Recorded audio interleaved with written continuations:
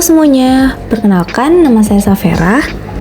Pada video kali ini kita akan bahas tentang bladder training atau yang sering disebut dengan latihan kandung kemih. Latihan bladder training ini penting banget loh untuk beberapa orang yang punya masalah berkemih. Seperti sering menahan buang air kecil, susah buang air kecil, atau setelah penggunaan kateter jangka panjang. Yuk kita pelajari bareng-bareng gimana sih cara kerja bladder training dan kenapa latihan ini tuh bisa membantu nyaman kembali saat buang air kecil. Apa sih bladder training itu? Bladder training atau pelatihan kandung kemih adalah suatu upaya yang dilakukan untuk membantu mengembalikan fungsi kandung kemih yang mengalami gangguan, terutama akibat kondisi neurogenik, agar dapat bekerja secara normal atau setidaknya mencapai fungsi yang optimal. Kira-kira kenapa ya perlu dilakukan bladder training? Pelatihan bladder training ini bertujuan untuk yang pertama, mencegah retensi urin. Retensi urin yaitu kondisi di mana urin itu tertahan dalam kandung kemih karena tidak dapat dikeluarkan dengan sempurna. Yang kedua, melatih sensitivitas reseptor kandung kemih terhadap rangsangan berkemih, sehingga dapat mengenali sinyal alami tubuh. Yang ketiga, memperpanjang interval waktu antara berkemih. Untuk mencapai frekuensi normal yaitu 6-7 kali per hari atau setiap 3-4 jam sekali. Yang keempat, melatih otot kandung kemih dan sfinkter agar memiliki kontrol yang lebih baik terhadap aliran urin. Yang kelima, mengembalikan pola berkemih normal dengan membentuk respon yang tepat terhadap rasa ingin berkemih. Lalu yang terakhir, yang keenam, mengontrol rasa urgensi atau desakan untuk berkemih, sekaligus menjaga kebersihan kulit dari kelembapan yang dapat menyebabkan iritasi.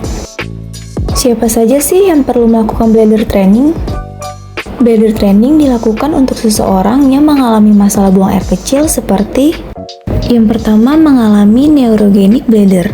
Neurogenic bladder yaitu gangguan saraf yang mempengaruhi fungsi kandung kemih. Yang kedua, seseorang yang kesulitan memulai atau menghentikan aliran urin. Yang ketiga, pemasangan kateter jangka panjang. Pemasangan kateter jangka panjang dapat menyebabkan otot kandung kemih melemah karena tidak digunakan secara aktif. Lalu terakhir, yang keempat, mengalami inkontinensia urin. Inkontinensia urin yaitu ketidakmampuan menahan urin secara adekuat. Bagaimana ya cara melakukan bladder training? Terdapat 3 metode utama dalam bladder training yang bisa disesuaikan dengan kondisi dan kebutuhan pasien.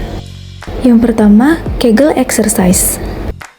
Kegel exercise ini bertujuan untuk menguatkan otot dasar panggul atau pelvic floor muscles yang berperan penting dalam mengontrol aliran urin. Pasien diminta untuk mengencangkan otot dasar panggul seperti saat menahan buang air kecil atau menahan buang angin selama 3-5 detik. Kemudian otot dilemaskan selama durasi yang sama. Kegel exercise ini diulang sebanyak 10-15 kali per sesi dan dilakukan 3 kali sehari. Yang kedua, menunda berkemih. Menunda berkemih ini bertujuan untuk meningkatkan kapasitas kandung kemih dan memperpanjang waktu antar berkemih. Menunda berkemih dilakukan dengan cara tunda keinginan berkemih selama beberapa menit setelah muncul sensasi ingin buang air kecil.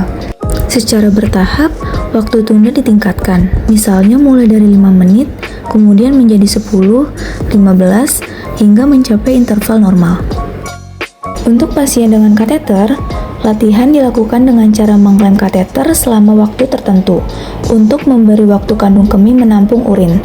Setelah waktu latihan selesai, klem dibuka agar urin keluar. Lalu terakhir yang ketiga, jadwal berkemih teratur. Jadwal berkemih teratur ini dilakukan dengan cara membiasakan berkemih sesuai jadwal yang telah ditetapkan. Misalnya 6-7 kali per hari, sehingga dapat belajar mengenali dan merespon sensasi berkemih secara teratur, bukan berdasarkan desakan mendadak. Nah, itu dia penjelasan tentang bladder training. Latihan ini memang butuh waktu dan kesabaran, tapi sangat bermanfaat untuk membantu pasien kembali punya kontrol saat buang air kecil dan merasa lebih nyaman dalam aktivitas sehari-hari. Semoga informasi ini bermanfaat ya. Terima kasih.